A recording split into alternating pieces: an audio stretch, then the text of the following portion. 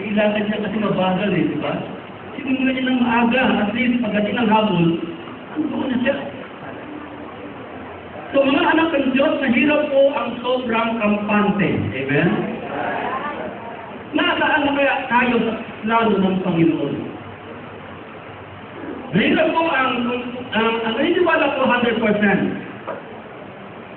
Oh, 90% mahigit dito ay born again na. Walang duda po yan, mga kapatid. Walang duda. At yan po ang ating pag-uusapan, mga kapatid. Ano ang ating kalagayan sa oras na ang 7 thunders ay mag-utter? Ano ba ang eksaktong dapat na kalagayan ng anak ng Diyos sa araw na yan? Kaya natin maiwan, ganun ba? At least, kung maiwan naman,